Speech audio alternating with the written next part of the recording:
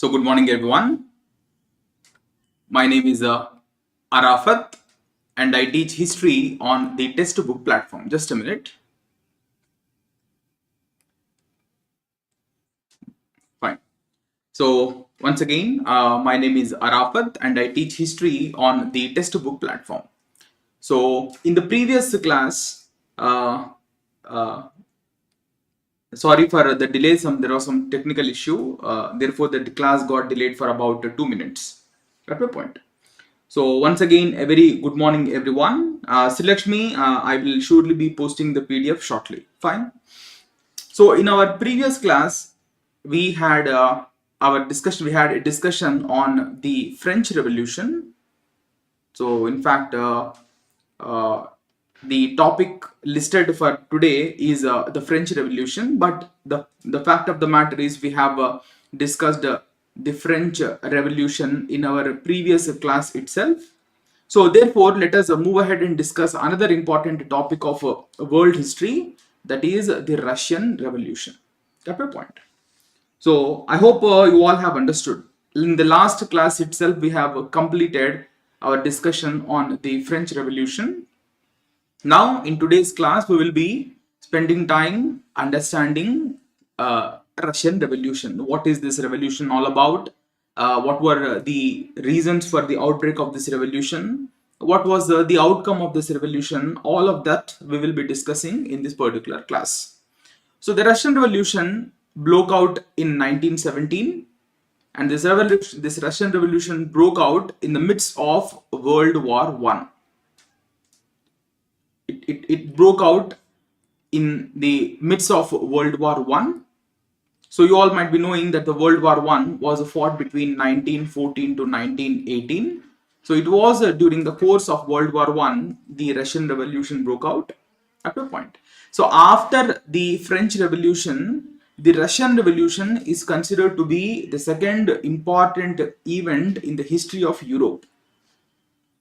After the French Revolution, undoubtedly the French Revolution is considered to be the most important event in the history of Europe, because it was during the French Revolution that revolutionary slogans like liberty, equality and fraternity began to be raised. And these slogans had its impact not just in France, it had their impact all across the world. They had their impact all across the world. So the point is, inspired by the French Revolution, the people of the other countries of Europe initially and the people of other parts of the world also began raising the slogans of liberty, equality and fraternity. So the point is, therefore, we consider the French Revolution to be the most important event of the European history. But after the French Revolution, the Russian Revolution is considered to be the second most important event of the European history, of the world history, at a point, particularly the European history. So the reasons for the outbreak of the French Revolution were almost the same as the reasons for the outbreak of the Russian Revolution. Let me repeat this point once again. Already in the last class, we have discussed the reasons for the outbreak of the French Revolution. Basically, the French Revolution was a revolution against political anarchy, political despotism. It was a revolution against the socio-economic inequalities or injustices prevailing in France. And it was a revolution against the political despotism. It was a revolution against socio-economic inequalities. I'm talking about the French Revolution. The point is, the factors responsible for the outbreak of the Russian Revolution were almost the same as the factors responsible for the outbreak of the French Revolution. They are almost the same. Russian Revolution was also a revolution against political anarchy and political despotism. That's the point. So Russia till 1917 was ruled by a dynasty called the Romanov dynasty. That's the point. So Russia till 1917 AD was ruled by a dynasty called Romanov, and the rulers of this dynasty were referred to as Tsar or Tsar. So basically, Tsar is basically the rulers, the kings of Russia, the monarchs of Russia. So basically, the Czars of Russia were very incompetent, incapable rulers. They were wasting a lot of money on wars, which they were anyway losing. So the whole point which I'm trying to convey is the rulers of Russia, that is the Czars, were not only they were inefficient. They were not only inefficient rulers, they were despotic too. Got my point? So therefore, Russian Revolution was a revolution against political anarchy and political despotism. And similarly, Russian Revolution was also a result of the socio-economic injustices prevailing in Russia in early 20th century AD. So it was a revolution against political despotism. It was also a revolution against socio-economic injustices. What are those injustices? I will explain the same shortly. But what was the outcome? So as a result of this revolution, monarchy was abolished, and Russia in 1917 became world's first communist government, or world's first communist country. Let me repeat, I'm talking about the outcome. So basically in 1917, this revolution broke out. As a result of this revolution, monarchy existing in Russia was abolished, and Russia became world's first communist country. This happened in 1917 AD. So basically, let us now take a look at the events leading to the Russian Revolution, or the causes of the Russian Revolution, and we will also be discussing the course of the Russian Revolution. This part we will be completing in this particular class. So I gave you the introduction for the Russian Revolution now.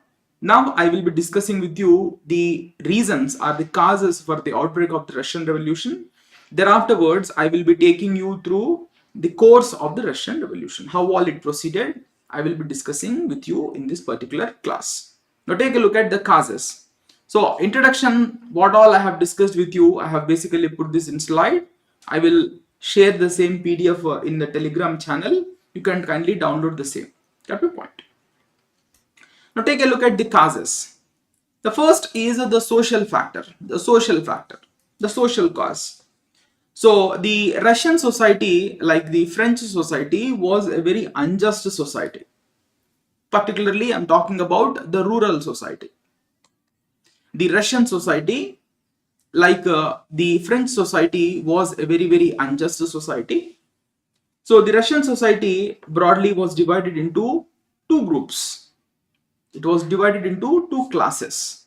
Particularly, I'm talking about the rural society of Russia. It was divided into two classes. One is the nobles, the other is the serfs. So the nobles, these were the land owning community, the landlord community. The nobles were also the one who were appointed to important administrative positions. The nobles or the nobility, these were the one who were appointed to all important administrative positions. In fact, the nobility had monopoly over all important administrative positions. That's your point. So they wielded lot of power. They also had ownership over large swathes of land. The nobles constitute just 5% of the Russian population, yet they had ownership over large parts of the cultivable land available in Russia. Let me repeat, the population of nobles in Russia was just 5%, yet they had ownership over large parts of the cultivable land available in Russia. That is point number one. Second, they also had political power, in the sense that they had established their monopoly over all important administrative positions. So the nobility, this is This is the first group. The second group is the serfs. So serfdom is a practice in which serfs, these are basically the peasants. Serfs were basically the peasants, but these peasants did not own any land. They worked in the lands owned by the nobles. The serfs were basically peasants, but they did not have any ownership rights. They merely worked as laborers in the fields owned by the nobles. Then why do we call these peasants as serfs? It is because the peasants, after all, have freedom to work for the master of their choice. The peasants have the freedom to work for anyone they desired. But the serfs have no such freedom. The serfs were required to be bound to the land. They were required to be bound to the land. That is, even if the serfs wanted to work for some other individual, they were not allowed to do so. They were forced to work for the same master, no matter whether like the master or not. To refer to such an institution, we use the term serfdom. Serfdom is a practice where the peasants remain attached to the land. They continue to work for the same master, whether they like the master or do not like the master. That's the point. To refer to such an institution, we use the term serfdom. So the whole point which I'm trying to convey is the Russian society, particularly the Russian rural society, comprised of two classes. One is the nobility, the second is the serfs. Nobility, I told you, they enjoyed political power. They also had control over large swathes of cultivable land available in Russia. This is point number one. Then what about serfs? The conditions of the serfs was quite pitiable. The condition of the serfs was certainly quite pathetic. I told you the serfs were not allowed to move out of the land. They were expected to work. They were expected to be bound to the land. That's the point. Sometimes the serfs were forced into unpaid labor. Sometimes the serfs were paid, but at times the serfs were not paid at all. They were forced to carry out unpaid labor. The serfs did not enjoy any freedoms at all. For example, even if they wanted to get married, they were first required to take the permission of the nobles before they could get married. So the whole point is the position of the serfs in Russia was quite pathetic.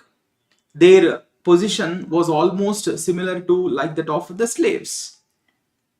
Their position was almost similar to like that of the slaves. They were required to remain bound to the land. They enjoyed absolutely no freedoms. They were required to take the permission from the nobles even if they wanted to get married. Such a kind of harsh life which the serfs led till the beginning of the 20th century AD. This was their condition. So the point is, the serfs, this is got the point. So basically, unable to bear with the practice of serfdom, basically the serfs unable to bear with this unjust practice, began revolting against the nobles in 1850s. These serfs, unable to bear with this exploitative practice anymore, they began to revolt against the nobles in 1850s. And therefore, in 1861, the ruler of Russia passed an order and abolished serfdom from the whole of Russia. Let me repeat the point once again for you. The whole point is, in 1850s, the serfs started revolting against the nobles, and therefore the ruler of Russia, that is the Czar, intervened and passed a law called the Edict of Emancipation. And this law was passed by Czar by name Alexander II. And this act was passed in the year 1861. We call this act as the Edict of Emancipation 1861. So under this law, under the Edict of Emancipation, serfdom was abolished. Serfdom was abolished. This is provision number 1. Serfdom was abolished. Second, the serfs were allowed to acquire half, they were acquired to they were allowed to take over half of the lands of the serfs, which they half of the lands of the nobles, which they till then served as, which they till then cultivated as the serfs. Let me repeat the second points. So the first point is serfdom was abolished. Then the serfs were allowed to take over half of the land. They were allowed to take over half of the land of the nobles. Got your point. Third, the serfs were required to pay a compensation to the nobles in installments. The serfs were required to pay compensation to the nobles. Got the point. So take a look at the provisions of the Edict of Emancipation. One is serfdom was abolished by the Czar, the Russian ruler. But second, half the land of the nobles were allowed to be taken over by the serfs, by the king. Half of the land of the nobles were allowed to be taken over by the serfs. Say for example, if a serf is cultivating 10 acres of land, then half of the 10 acres, that is 5 acres of land, was allowed to be taken over by the serfs under the Edict of Emancipation.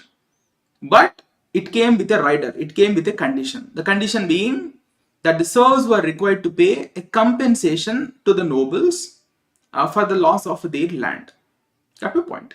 So in a way, in 1861, because of the revolt carried out by the serfs, the king, the Czar, the ruler of Russia, tried to do something for the benefit of the serfs, but these were half-hearted measures. The serfs, the point is, the discontentment among the serfs continued because the serfs were not really happy with this compensation provision. So let me repeat this point once again. The point which I am trying to convey is reason number 1 for the outbreak of Russian Revolution is unjust social system, that is serfdom existed in Russia. But in 1861, the ruler of Russia abolished serfdom, but the serfs, the erstwhile serfs, the discontentment among the erstwhile serfs continued to exist because the serfs were really not happy with this compensation provision. Of course, they were happy because serfdom was abolished. They were happy because half the land of the nobles were allowed to be taken over by the serfs. That's all right. But they were really not happy with this compensation provision of the Edict of Emancipation.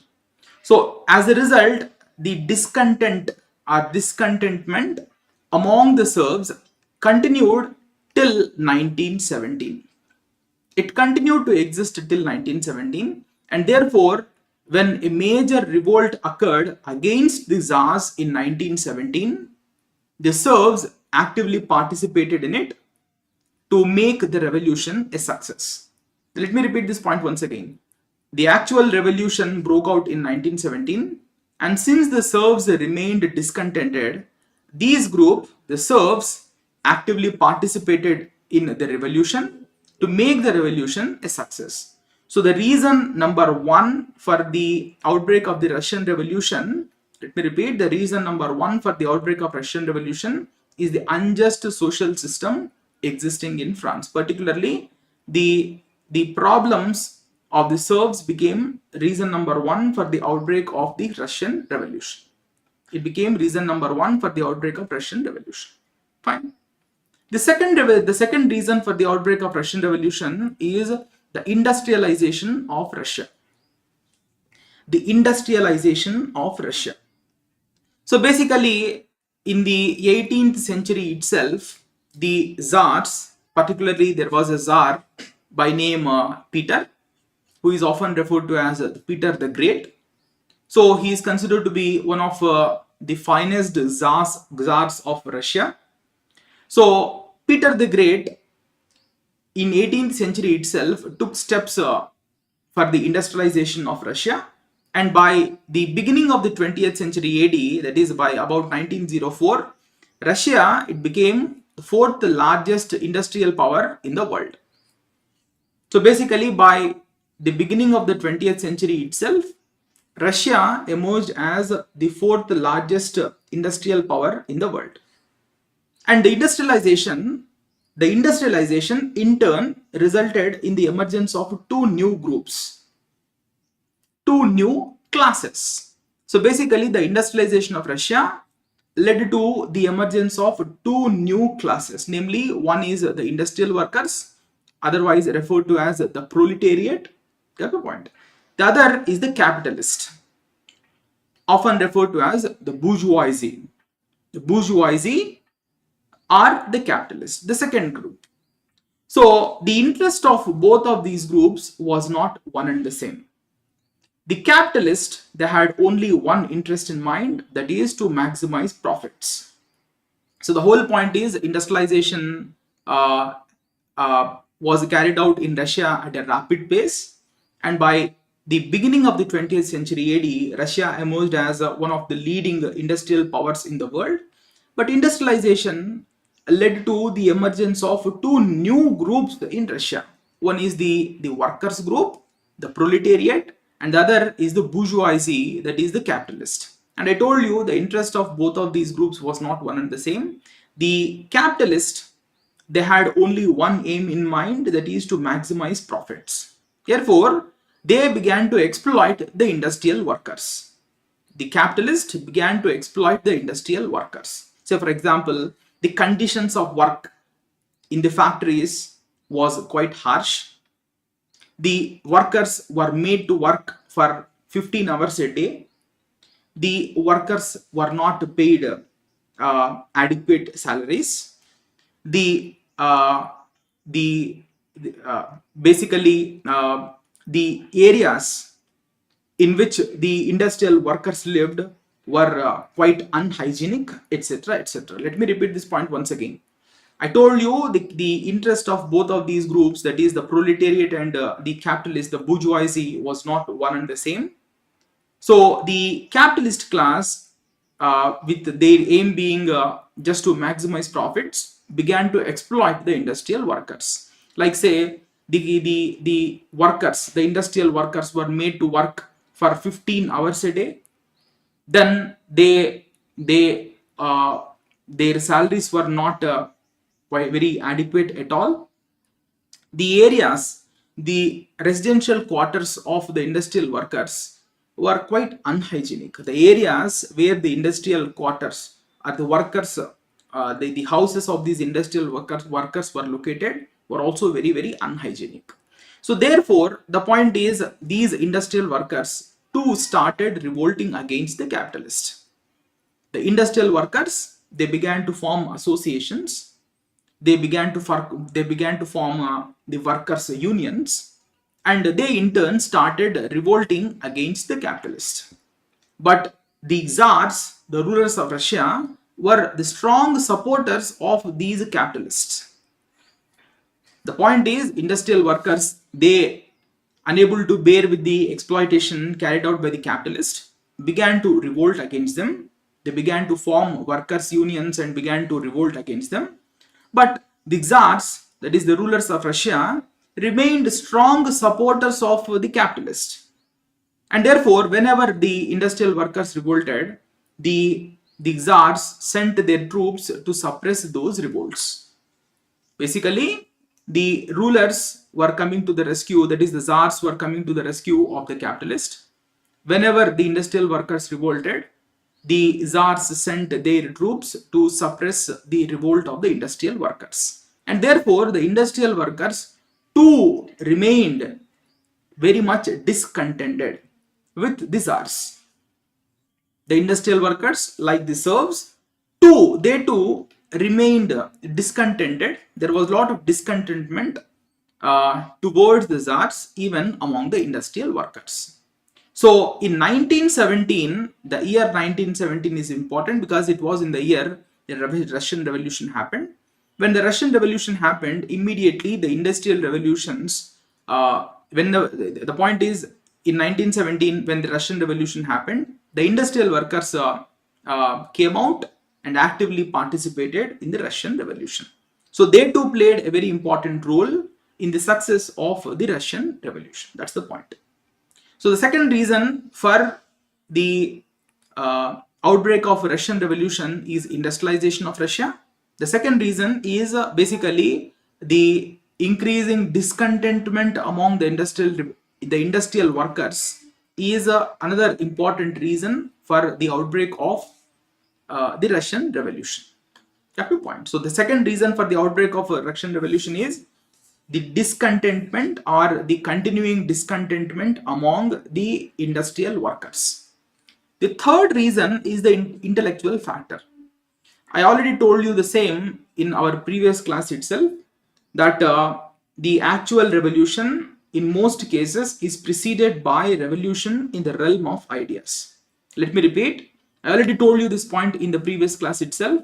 The actual revolution in most cases is preceded by revolution in the realm of ideas. The same is the case even with respect to the French Revolution. So in the 19th century AD, Russia was lucky to have many scholars, many intellectuals like Leo Tolstoy, like Maxim Gorky, Anton Chekhov, etc. So these intellectuals, through their writings, tried analyzing various defects in the Russian political system and society. The point is, these intellectuals began carefully analyzing the various defects in the Russian political system.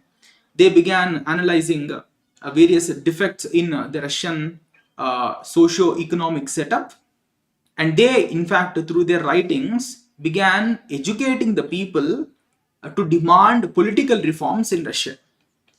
The point is, intellectuals like Leo Tolstoy, Gorky, and Chekhov, they began educating the people to demand political reforms in India, political reforms in Russia. Got my point? So the point is, the role played by these intellectuals is also immense. Inspired by the ideas of these intellectuals, that the people of Russia began revolting against the rulers.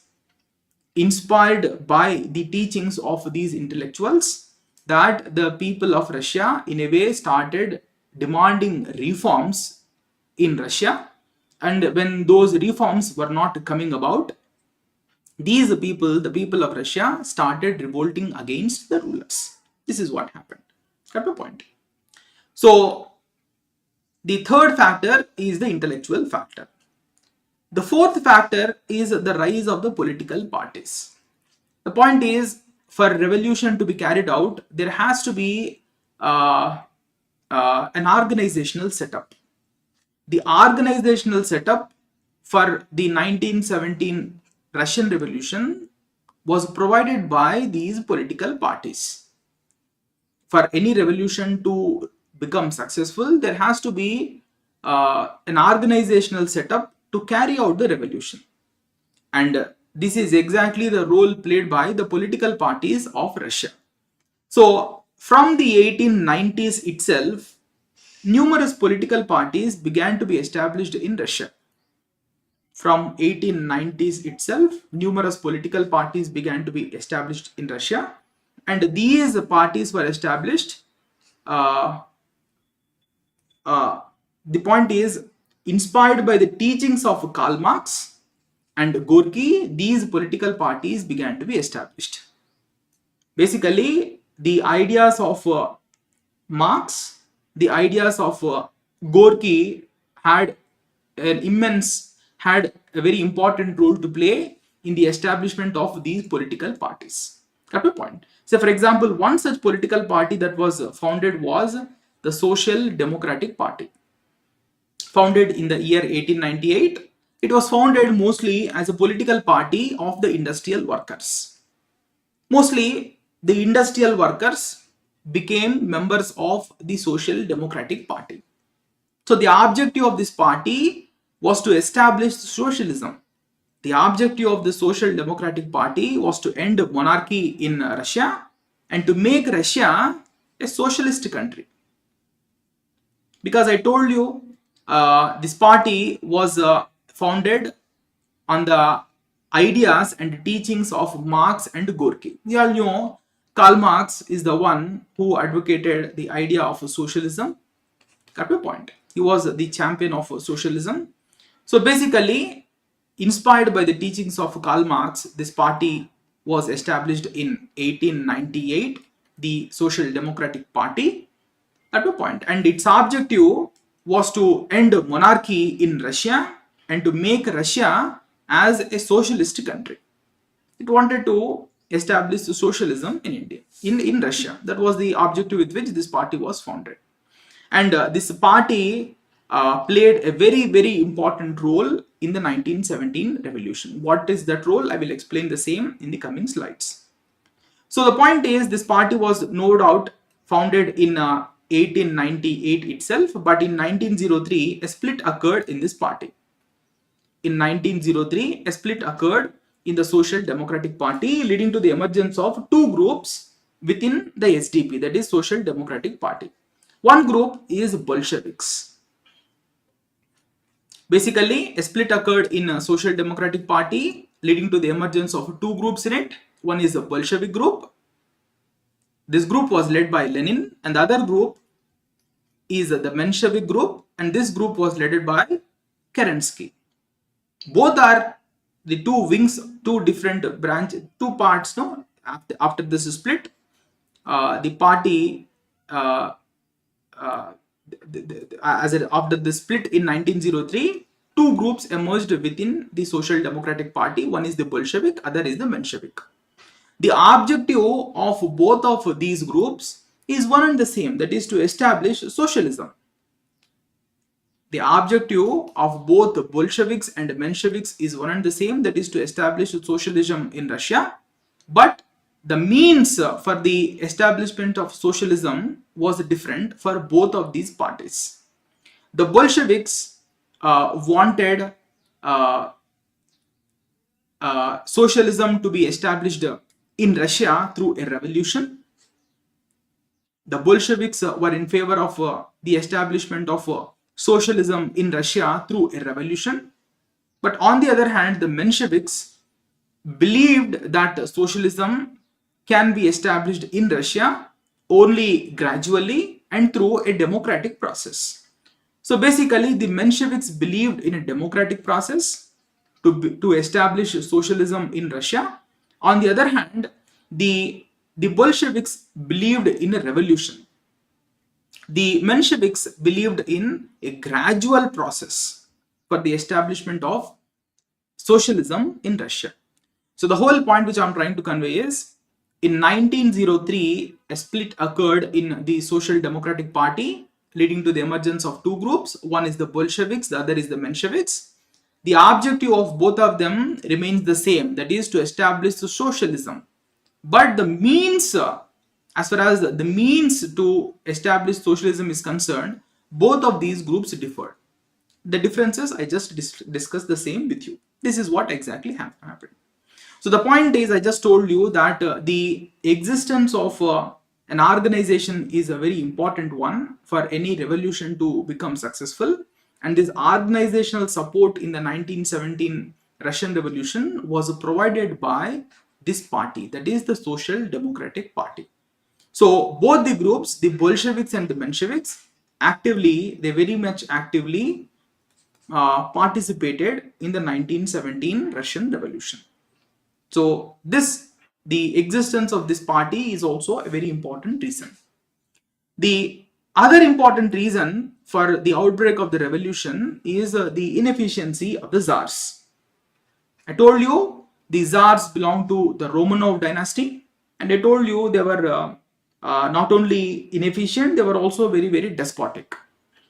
The rulers of Russia, they were very inefficient rulers, they were despotic too. How? The point is the rulers of Russia, that is Czars, were fighting too many wars through the 19th and the early 20th century AD. They basically fought and lost too many wars in the 19th and early 20th century AD. They fought and lost the wars. So for example, the Napoleonic Wars they fought. This was a war fought in the early 19th century AD. Then Crimean War, a war fought in the mid 19th century AD. Russo-Japanese War, this was a war fought in the early 20th century AD, 1904 to 1905 is the Russo-Japanese War. Then fourth, they were involved in World War I. World War I was fought between 1914 to 1918. So basically, the Czars were involved in these four wars fought in the 19th and early 20th century AD. Except for these Napoleonic Wars, except for the first one, in all the wars, in all the three wars, the second, third and fourth war, they were brutally defeated. So these wars made the defeat of the Czars in all of these wars, made them lose popularity, made them unpopular, and in a way, it is these wars that ultimately, it is the defeat of the Czars in all of these wars. It is the defeat of Russia in all of these three wars that became the reason for the outbreak of the Russian Revolution. So let us go into the details of these wars. Particularly, we will spend time discussing the third war and the fourth war. Let me repeat this point once again. Inefficiency of the Czars became the reason for the outbreak of the Russian Revolution. How? The point is the rulers were fighting too many wars. They were getting defeated in most of these wars. So therefore, they began to lose their popularity. So particularly the wars which the Czars fought in the 20th century AD, in the early 20th century AD, finally led to the outbreak of the Russian Revolution, the third and the fourth war. Got the point. Take a look at the third war. So a major war broke out between Russia and Japan in 1904, fought till 1905. So Japan is a very small nation of Asia, whereas Russia is a mighty power. It is a very vast country, a very powerful country when compared to Japan. Japan, on the other hand, a very small Asian nation. So in this war, Russia was defeated very brutally at the hands of the Japanese. In the Russo-Japanese War, Russia was brutally defeated at the hands of the Japanese. Got the point. So the point is, it was after this war, the people of Russia rose in revolt against the Czars. It was after this defeat of the Czars at the hands of the Japanese that the people of Russia rose in revolt against the Czars. So large-scale riots took place in Russia. There were large-scale disturbances in various cities and towns of Russia. Got my point. So basically, the peasants, they started plundering the nobility. They started plundering the nobles. The workers, the factory workers declared a strike. They stopped going to work. Got the point. So the point is, in the year 1905, large-scale disturbances broke out in all parts of Russia. There were disturbances in the rural areas of Russia. the peasants started plundering the houses of the nobles. The riots also broke out in the cities, urban areas of Russia. The workers declared strike. They stopped going to the factories. That's the point. So the point is, as a result of these disturbances, the ruler of Russia by name Nicholas II agreed to undertake some reforms, political reforms. So the whole point which I'm trying to convey is, in 1904, in the war of 1904-1905, that is in the Russo-Japanese War, Russia was brutally defeated. After this defeat, large-scale disturbances broke out in different parts of Russia, and therefore the Russian ruler, that is Tsar Nicholas II, agreed to undertake some political reforms. He basically promised to undertake some political reforms. So in 1905 itself, so what are those political reforms? So for example, in 1905 itself, Tsar Nicholas II conducted elections to constitute Duma. Duma is basically the Russian parliament. In 1905 itself, Tsar Nicholas II conducted elections and constituted Duma, which is basically the parliament of Russia. That's the point. So though he constituted Duma, he basically, after a while, he converted Duma merely into a consultative body. The point is, the ruler, that is Tsar Nicholas II, no doubt constituted Duma, but after a while, once the disturbances died down, immediately the ruler converted Duma into merely a consultative body. He did not give much powers to Duma. Cut to point. He continued to behave in the same old fashion.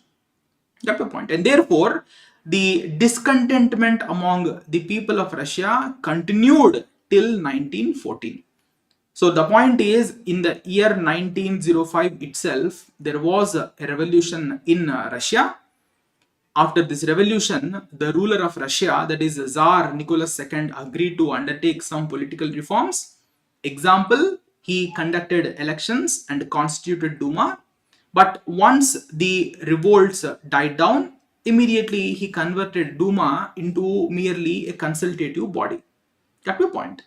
So therefore, there was not much change on the ground in practice. So therefore, the discontentment among the people of Russia continued till 1914. And finally, the immediate reason for the outbreak of the Russian Revolution is World War I. This war was fought, I told you, between 1914 to 1918. Tsar, yes, Sri Lakshmi, you are right. Except the first war, the Napoleonic Wars, all the wars they lost. So the whole point is, the World War I was fought between 1914 to 1918, and the Tsar Nicholas took a decision to involve Russia in World War I, and this became his the biggest mistake. And this decision of Nicholas II became the biggest mistake. The point is, so let me repeat this point once again. World War I was fought between 1914 to 1918. Immediately, once the war broke out, Tsar Nicholas II decided to participate in the war. He involved Russia in the war, and it was clearly a misadventure on the part of Nicholas II.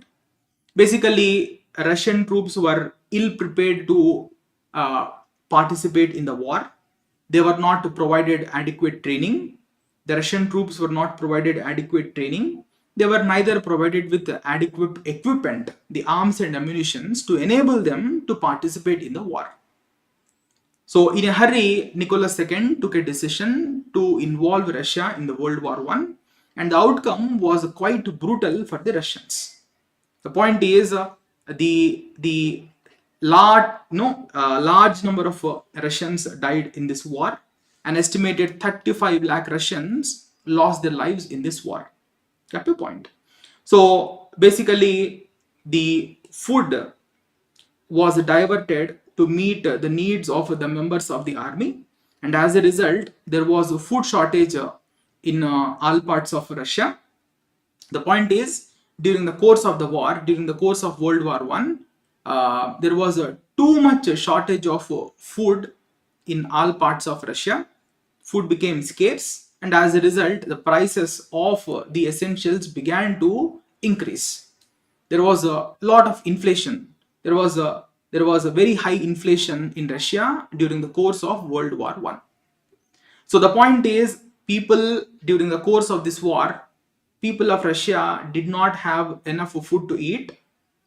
There was a lot of bloodshed.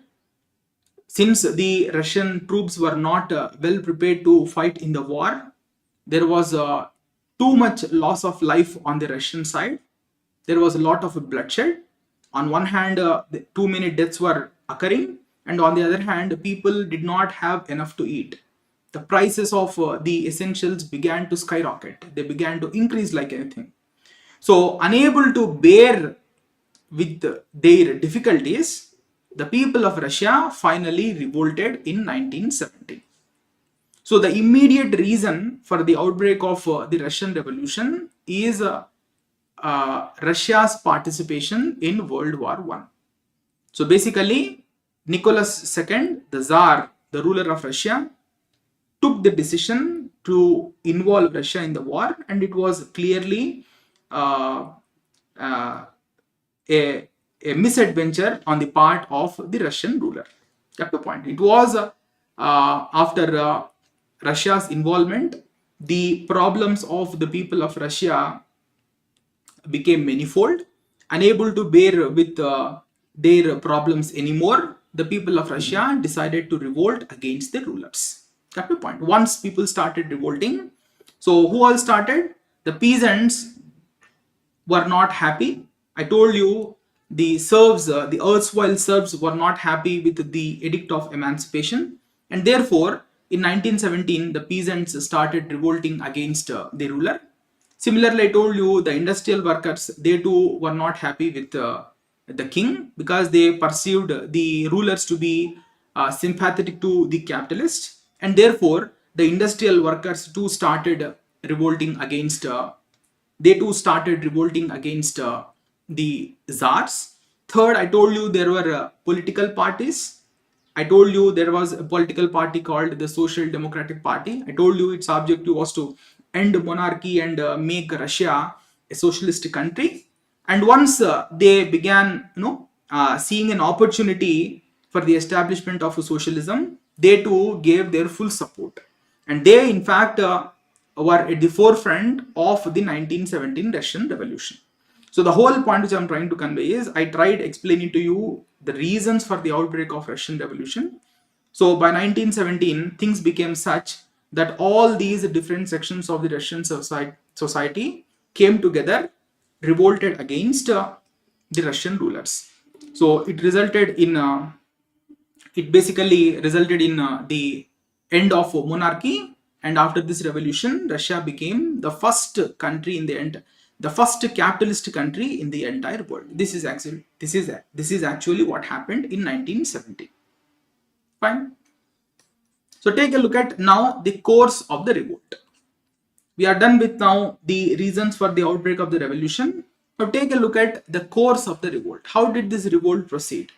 Basically, I told you it was in the year 1917 the Russian Revolution broke out. In fact, in 1917, two revolutions broke out. In fact, two revolutions occurred in 1917. One is called the February Revolution, the other is called the October Revolution. They are called so because the first one occurred in the month of February 1917 and the second one occurred in the month of October 1917. Got the point. So in fact, in 1917, two revolutions occurred in Russia. One is the February Revolution, the other is the October Revolution. So take a look at the first one, the February Revolution. So the first revolution was led by the masses. The February Revolution was in a way led by the masses. So bread riots broke out in different parts of Russia. I told you there was a shortage of food. There was a scarcity of food in Russia. So therefore, the people of Russia, the common people of Russia, took up arms and started revolting against their ruler, that is Tsar Nicholas II. Basically, in February 1917, the revolt was led by the masses. The people, basically, bread riots broke out. That is, there was not much for people to eat. People came onto the streets. They started revolting against the ruler. They started targeting all symbols of government authority. That is, basically, the people, the masses started attacking all symbols of government authority. For example, they started attacking jails, and they started releasing all the political prisoners out of prison. Basically, this is what happened in February 1917. It was a people-led movement in February 1917. Got my point? So, what was the response of the king? The king, the ruler, the Tsar ordered his troops to open fire on the protesters. The point is, in February 1917, the people started protesting. It was a mass movement. It was a movement led by the masses.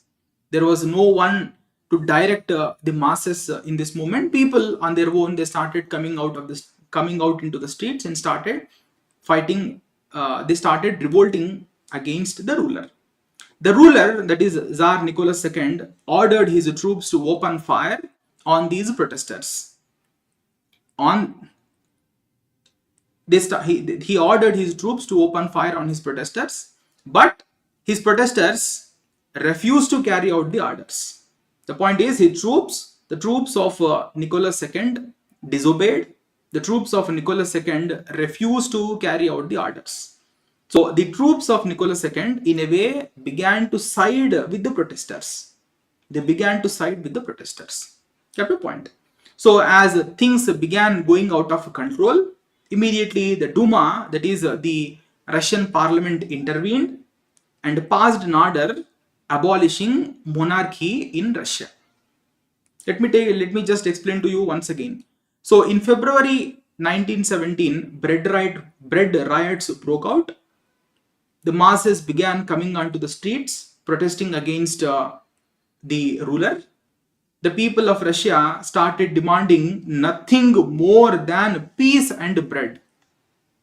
They just wanted peace and bread. Got my point? They wanted an end to the bloodshed. They wanted the king to take steps to provide them with food. This is what the people of Russia started demanding in February 1917. So as the protest spiraled, the king ordered his troops to open fire on the protesters. But on the other hand, the protesters refused to carry out the orders of the king. They in fact began to side with the protesters. So as things began to go out of control, immediately the Duma, that is the Russian parliament, intervened. It passed an order abolishing monarchy in Russia. So in February 1917 itself, monarchy was abolished in Russia. This is what happened. And immediately the Duma took steps for the formation of a provisional government. So in February 1917, a provisional government was formed. This provisional government was headed by one Mr. Professor Milyukov. So basically in February 1917, the Duma itself took steps to form a provisional government in Russia, and this government was headed by a professor by name Milyukov. And this man Milyukov began taking steps to correct the situation. Milyukov began granting political rights to the people of Russia. So for example, this provisional government began granting political rights to the people of Russia. So for example, freedom of speech was given, freedom of religion was given, freedom to form political parties was given, everything was given. But the point is, Milyukov took a decision to continue Russia in the war. Milyukov, he took a very unfortunate decision to continue Russia in the war.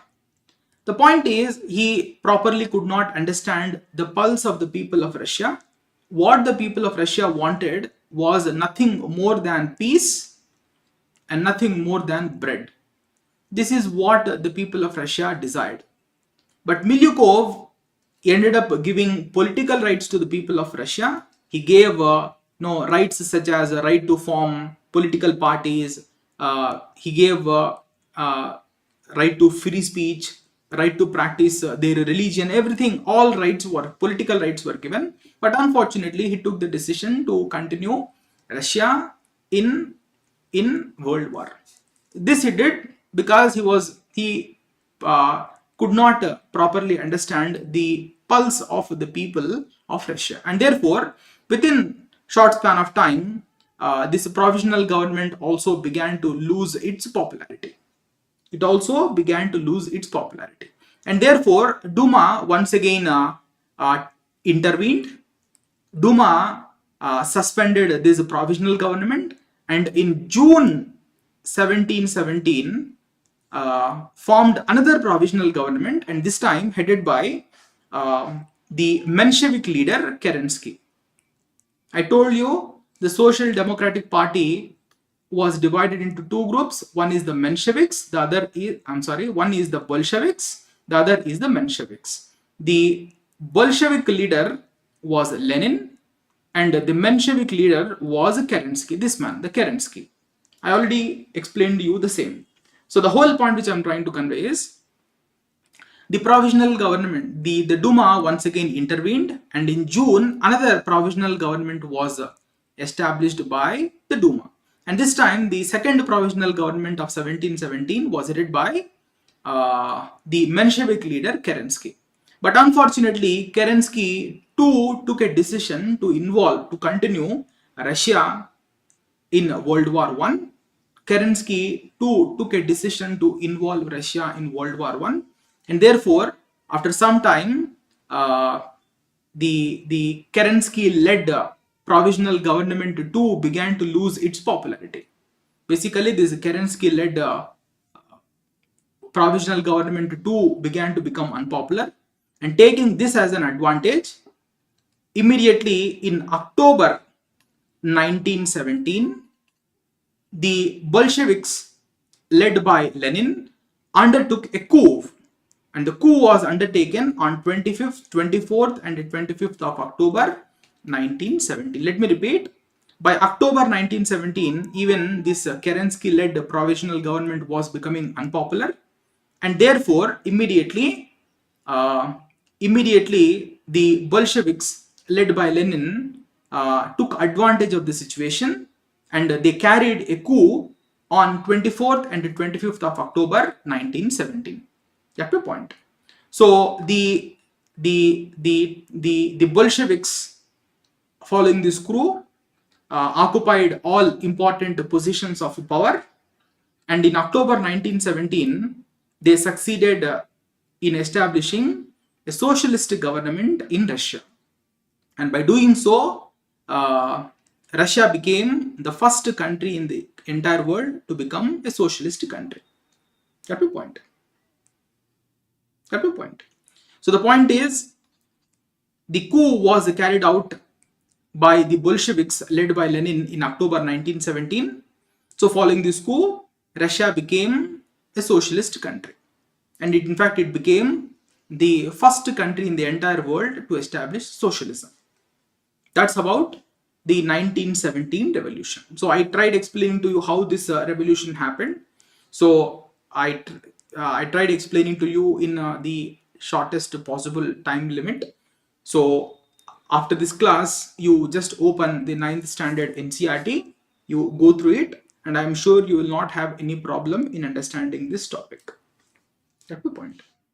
So Jaya Sharma, you can type my ID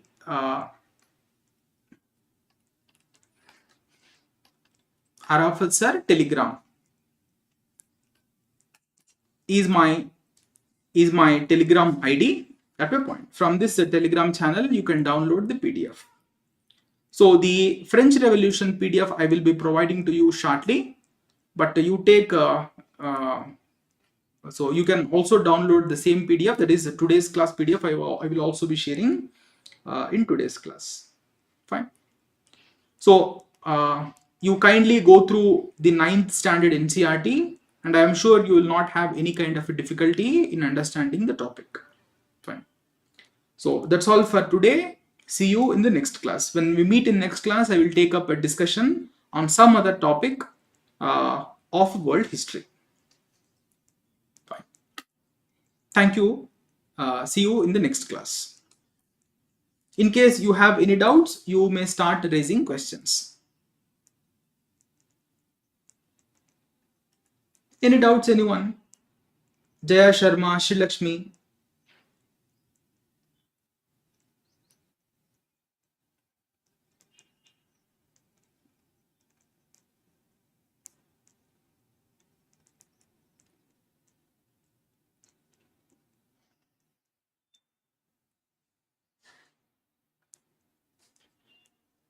Fine.